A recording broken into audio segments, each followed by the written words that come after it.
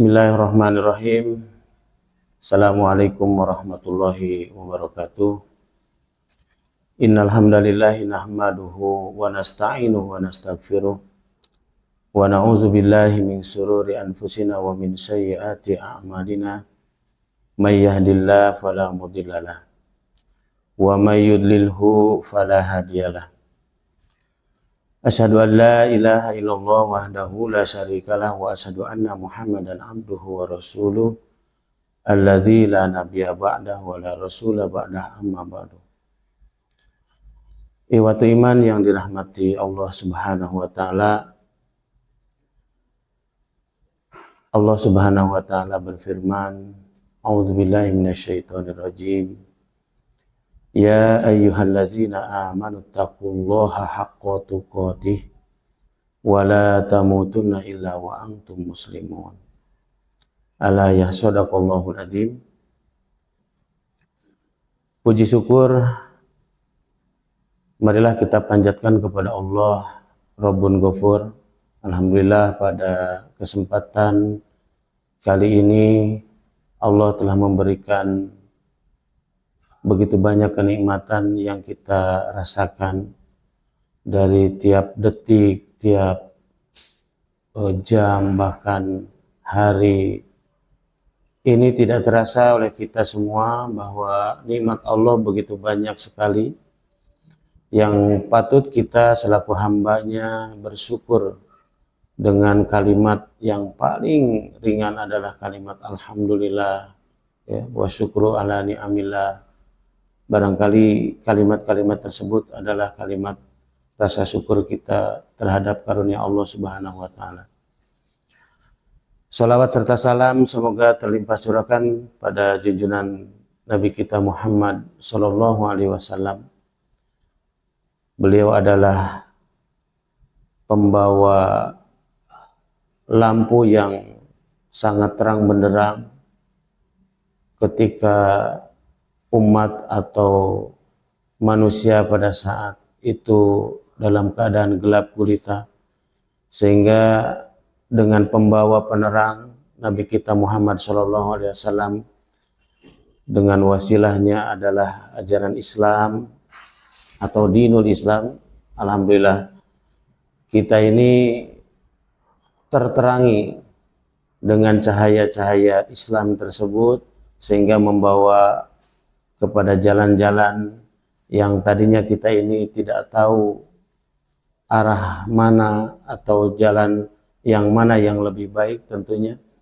Dengan itu, dengan diutusnya seorang Nabi yang terakhir, Nabi kita Muhammad SAW, alhamdulillah kita menuju ke jalan yang lebih baik, yang lebih pantas untuk menuju jalan-jalan yang kita harapkan sekali, yaitu untuk mencapai ridho Allah Subhanahu wa taala, dan kita berharap semoga kita dikumpulkan di surga Allah Subhanahu wa taala. Ikhwati iman yang dirahmati Allah, sebagaimana kita ketahui bahwa di bulan suci Ramadan yang mudah-mudahan kita sedang melaksanakan pada kesempatan kali ini, populer sekali atau di saat bulan Ramadan ini adalah bulan yang kita ketahui penuh berkah, bulan yang penuh ampunan, bulan penuh rahmat, dan dilipat gandakan pahala oleh Allah Subhanahu wa taala. Kaitannya dengan momen Ramadan, biasanya orang-orang atau kaum muslimin, kaum muslimat, para munfikin, para muzaki, mutasaddiq, dan orang-orang yang berbuat kebaikan karena memang di bulan suci Ramadan ini adalah tergiur oleh amalan atau pahala dari Allah Subhanahu wa taala, yaitu dilipat gandakannya nilai pahala di bulan Ramadan ini. Nilai yang tadinya sunnah bisa diganjar atau dibalas oleh Allah, dicatat oleh Allah sebagai pahala wajib gitu ya. Itu keutamaan dari bulan Ramadan tersebut. Ikhwati iman yang dirahmati Allah Subhanahu wa taala, marilah kita sedikit berbicara tentang urgensi atau hikmah zakat, sedekah dan infak gitu ya. Sebagaimana ini dalam Al-Quran atau As-Sunnah, Al-Hadis dinyatakan bahwasanya sebagai salah satu urgensi hikmah zakat itu diantaranya yang pertama sebagai perwujudan dari keimanan kepada Allah Subhanahu wa taala dan keyakinan akan kebenaran ajarannya. Ini sesuai firman Allah Subhanahu wa taala dalam Quran surat 9 yaitu surah At-Taubah atau Al-Baro'ah, dan Quran surat 9 ayat 11 Allah di situ berfirman, penggalan ayatnya sebagai berikut. A'udzubillahi minasyaitonirrajim. Fa in tabu wa aqamus shalah wa atuz zakah. Al-ayah. Di situ tertera ada perintah dari Allah Subhanahu wa taala, dan jika mereka bertobat dan jika mereka mendirikan sholat dan menunaikan zakat, Allah akan membukakan pintu-pintu keberkahan, pintu taubat ya. Diterima segala amal perbuatannya di saat itu. Nah, ini sebagai salah satu bentuk keimanan kaum muslimin, kaum muslimat kepada Allah Subhanahu wa taala sehingga mereka melaksanakan amalan-amalan tersebut seperti sholat, zakat dan lain sebagainya. Yang kedua, bentuk perwujudan rasa syukur nikmat, terutama nikmat harta benda ya. Barangkali Allah Subhanahu wa taala telah memerintahkan yang terdapat di dalam surah Ad-Duha. Allah Subhanahu wa taala di ayat yang ke-11 yang terakhir berfirman, wa amma bi ni'mati rabbika fahadis. Dan adapun terhadap nikmat yang Allah telah berikan kepada kita semua fahadis, maka hendaklah ceritakan atau bisa didistribusikan dengan terang-terangan atau dengan secara sembunyi-sembunyi. Yang jelas Allah memerintahkan ketika kita mendapatkan sebuah nikmat harta benda, maka keluarkanlah zakatnya, infaknya, kemudian sodakohnya ya. Kalau zakat memang tertentu dari harta-harta yang tertentu, itu pun ada aturan-aturan tertentu, yaitu sudah mencapai nisab dan haul ya. Kadar zakatnya sudah pas, kemudian hitungan masa akumulasinya harus ditunaikan zakat juga harus pas ya, sesuai nisab atau haul, maka itu harus dikeluarkan. Tetapi beda kalau dengan infak dan sedekah, tentu saja itu tidak ada ketentuan, kapan saja, di mana saja, dengan berupa apa saja harta benda kita yang kita miliki kita keluarkan. Nah, itu diantara urgensi atau hikmah zakat, sedekah dan infak. Yang ketiga adalah meminimalisir sifat kikir. Bahwasanya sifat kikir ini tidak baik dimiliki oleh kaum muslimin, kaum muslimat. Sehingga ada muncul lagi sifat materialistis ya, terlalu glamor, terlalu israf kalau dalam ajaran kita, ajaran Islam. Kemudian ada sifat egois. Nah, itu harus dimusnahkan, harus ditiadakan dalam sifat-sifat kita sebagai kaum muslimin, kaum muslimat, yang sifat-sifat tersebut memang tercela dalam Islam dan tidak dibenarkan sama sekali. Bahkan Rasul sendiri seolah-olah menghabarkan kepada kita semua bahwa as-suhyu qaribun minallah, bahwa orang yang derma itu kebalikan dari sifat kikir, dari sifat bakhil, itu lebih dekat kepada Allah. Qaribu minan nas juga lebih dekat kepada manusia, ya. Lebih dekat kepada Allah dan lebih dekat kepada manusia, ya. Kemudian Rasul berfirman di hadis selanjutnya, di redaksi hadis selanjutnya, qaribu minal jannah, dan lebih dekat kepada surga Allah Subhanahu wa taala. Jadi orang yang menghilangkan sifat kikir, ya, kebalikannya dari sifat kikir adalah dermawan, ya. Kata orang Sunda berehan, bager gitu.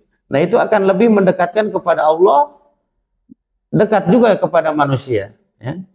Jadi Allah lebih cinta, manusia lebih senang juga gitu kan, karena memiliki sifat-sifat dermawan atau bager, ya. Nah, hadirin kaum muslimin yang dirahmati Allah Subhanahu wa taala. Kemudian redaksi selanjutnya, ba'idun minan nar, ya. Tadi sudah didekatkan ke surga, dijauhkan dari neraka, ya. Beda lagi atau kebalikannya justru orang yang wal bahilu ba'idun minallah, ya. Orang yang kikir itu adalah jauh dari Allah, ya. Ba'idun minan nas, jauh dari manusia. Kemudian ba'idun minal jannah, akan jauh juga dari surga Allah Subhanahu wa taala. Justru qaribum minan nar, kata Rasul, adalah dia pasti akan lebih dekat lagi kepada manusia, kepada neraka. Nah, gitu ya. Jadi ini salah satu di antara urgensi atau hikmah zakat, infak dan sodako yang kaum muslimin keluarkan untuk menghilangkan sifat-sifat kikir, materialistis, egois, dan lain sebagainya yang dilarang atau dikecam oleh ajaran Islam. Hadirin ikhwati iman yang dirahmati Allah, kemudian selanjutnya di antara hikmah atau urgensi zakat, infak, dan sedekah adalah membersihkan atau mensucikan diri, ya. Kemudian bisa membuat ketenangan jiwa, apalagi bagi para pelakunya, seperti para muzaki, para mutasaddiq, para munfik, para muhsin, itu justru akan memberikan ketenangan terhadap jiwa, mensucikan hartanya, walaupun dalam harta kepemilikannya itu tercampurlah, mungkin ada unsur-unsur harta yang didapat dari yang tidak jelas atau masih goror, bahkan samar, atau mungkin dari unsur-unsur haram. Nah, tidak hanya membersihkan harta-harta yang kotor tersebut, tapi harus memang dibersihkan lagi untuk harta-harta yang sudah bersih pun tetap harus dijaga kebersihannya. Ikhwatul iman yang dirahmati Allah, untuk yang terakhir barangkali dari urgensi zakat, infak, sedekah, yaitu harta yang dikeluarkan akan berkembang, akan bertambah, sebagaimana Allah berfirman dalam Quran surat Al-Baqarah ayat 261. Itu sudah jelas Allah akan melipat gandakan satu kebaikan yang kita tunaikan atau kita lakukan, dilipat gandakan oleh Allah sampai 700 kebaikan di sisi Allah Subhanahu wa taala. Itu saja barangkali yang saya bisa sampaikan, mudah-mudahan bisa bermanfaat untuk kita semua, dan kami selalu mengajak untuk kaum muslimin, kaum muslimat yang dirahmati Allah, senantiasa dalam momen Ramadan ini kita lebih meningkatkan diri untuk hal-hal kebaikan atau meningkatkan amal-amal kebaikan, karena kita yakin bahwa pahala Allah itu sangatlah luas dan kita akan dilipat gandakan di bulan Ramadan yang penuh berkah ini. Mudah-mudahan sekali lagi bermanfaat bagi saya sendiri, umumnya bagi kaum muslimin, kaum muslimat yang dirahmati Allah. Mudah-mudahan pada Ramadan kali ini kita diberikan kesehatan, kelancaran dalam melaksanakan dan kemudahan dalam melaksanakan ibadah rutinitas kita kepada Allah Subhanahu wa taala. Dan mudah-mudahan kita menjadi golongan orang-orang yang termasuk orang-orang yang bertakwa di sisi Allah Subhanahu wa taala. Maka dari itu sekali lagi kami mengajak kepada kaum muslimin, kaum muslimat, muhsinin, muhsinat, kemudian untuk menyalurkan dana infak, zakat, sedekah ke lembaga yang sudah tentunya dipercaya, resmi, diakui dan terakreditasi oleh lembaga-lembaga yang berkompeten. Yaitu mari kita salurkan ke Laj Persis Kota Tasikmalaya. Mudah-mudahan menjadi berkah apa yang kita sampaikan dan apa yang kita tunaikan menjadi ibadah yang diterima oleh Allah Subhanahu wa taala. Aqulu qouli hadza fastaghfirullah li wa lakum. Assalamualaikum warahmatullahi wabarakatuh.